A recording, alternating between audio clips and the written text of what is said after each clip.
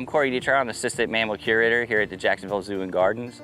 I oversee the African mammal section of the zoo, including the giraffes. This month is World Giraffe Day, so I wanted to talk to you a little bit about our giraffes and the training that we do behind the scenes that you might not see. Hi, I'm Dan Maloney, Deputy Zoo Director for Animal Care, Conservation and Wellness. And here at the zoo, the keepers work really hard training the animals for all sorts of behaviors. We like them to cooperate for medical procedures, helps demonstrate their natural behaviors, and also it's a really great opportunity for the keepers to bond with these animals. That kind of relationship is really integral to providing the best care possible for the animals here at the Jacksonville Zoo and Gardens. We started training right away when we either receive a giraffe from another zoo or when a giraffe is born. So right when a giraffe comes in, if it's born, it doesn't feed off any solid food such as produce or browse, so we don't have any reinforcers. So what we do is we desensitize that animal to just being around it. Basically, we'll stand around, have the giraffe come up, it approach us, we won't approach the giraffe. If it allows us to touch it, we'll touch it, we can brush it, and the giraffe learns that, hey, we're here for positive things, we're not here to harm it. They are prey animals, so they tend to be a little bit flighty.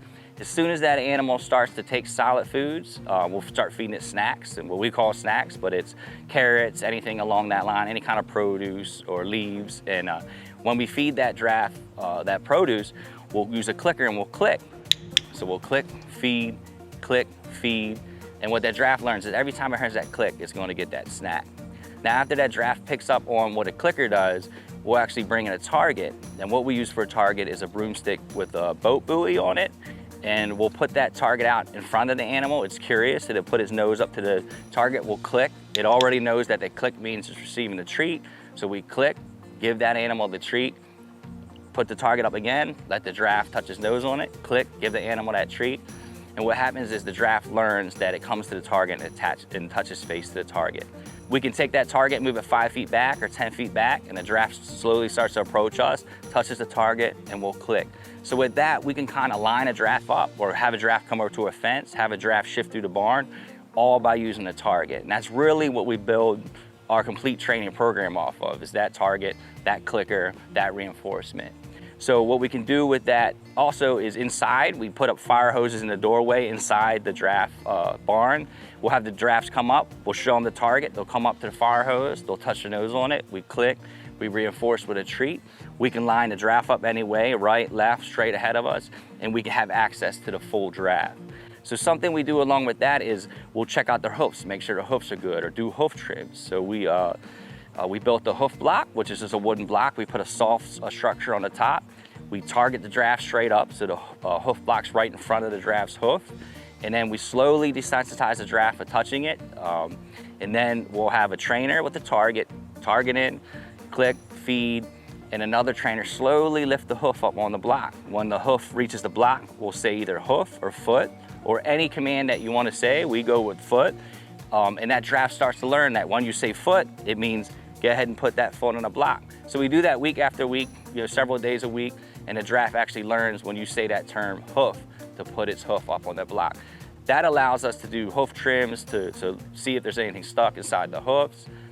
Another thing we do with the training is blood draw. So if we're not feeling well or something's off, we can go to the doctors. The doctor takes blood, tells us a lot about the animal. So if we see an animal that doesn't seem like it's eating well, or we just want to run its blood panel and make sure it's healthy, we have to train them to be able to take their blood. We don't want to sedate the animal. We don't want to do anything that the animal feels invasive. So we go ahead, use the target and the clicker that the giraffe already knows. Giraffe comes up to us, target, click, feed, and another trainer starts to desensitize the giraffe by rubbing along on its neck. So to rub along that neck of the giraffe, right where that vein is. So then from that point on, we'll put a little bit more pressure, some taps. A couple of days go by, another week goes by, we continue to do that until we bring a blunt needle with a syringe. We'll touch the giraffe's neck, we'll prick it a little bit, it feels a little bit of a pinch, and that desensitizes that animal to get blood. Now that's huge because that tells us a lot about the health of our animals. So all this basic training, or what we call basic training, it's not simple, it's not easy with these animals, but it's very important. We don't want to have to do anything harmful or anything our giraffes think is negative. So everything we do is positive. So being able to train these animals this way really helps us. So we can build on this training if we ever have any kind of problem, any kind of injury. And we did have that with the giraffe named JoJo. Today we're here remembering JoJo. She incurred a common foot injury Sometimes giraffes have these problems, and the remarkable effort that went into trying to make her better, the commitment and dedication by the staff, our friends and associates that we called in to help us, the immobilizations over and over again to try to make her better.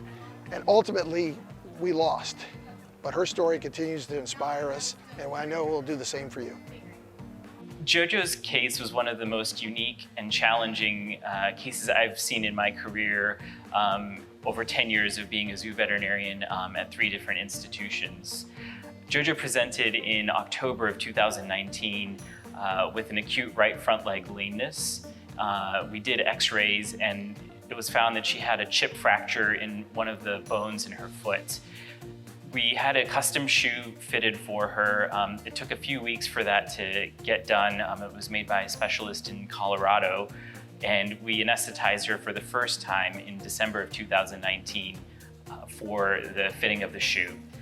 At that time, we found that the chip fracture had actually turned into a bone infection, and the bone was actually abscessing out. At that point, we changed our game plan and consulted with a surgeon at University of Florida to figure out what to do next. One of the behaviors we trained JoJo to do was x-rays. X-rays are really important, especially if there are broken bones, which was the case. JoJo did have a broken bone in her hoof, and we were able to see that on the x-rays we did. So when we start training x-rays for giraffes, they're very skittish, so you have to work your way up. We don't use our real equipment when we first start training because we don't want the giraffe to injure themselves or to break the very expensive equipment. Instead, we use tools that look very similar to the real object. So in this case, we used a yellow bucket and we used a plate holder. So we were able to desensitize JoJo to the plate being between her front legs as well as behind her front legs, because we were x-raying her knees as well as her hoof. Somebody would hold the yellow bucket and approach her with the bucket. You know, the bucket and the x-ray machine are a very bright yellow color and can be startling to a giraffe. So after we did this for a few weeks, we were able to bring in the real x-ray equipment, and we were able to get some really good shots of her knee and her foot without having to sedate her, which is huge.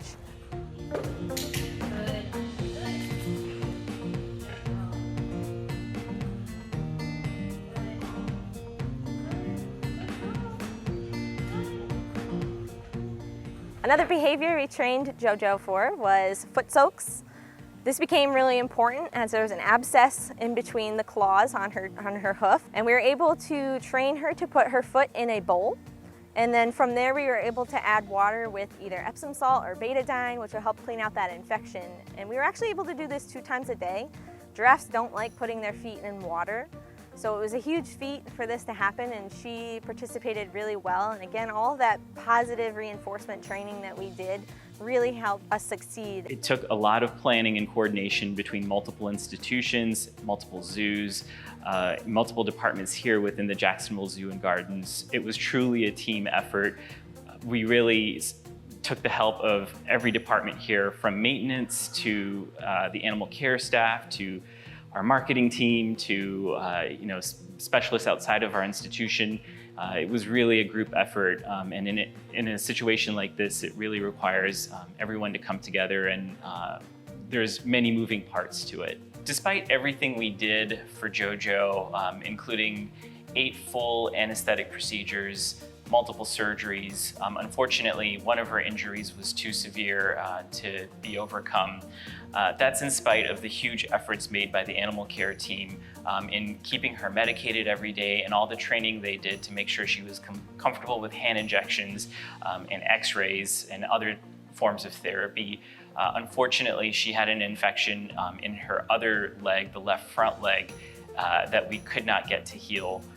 And so for her own sake, we had to make the difficult decision to euthanize her.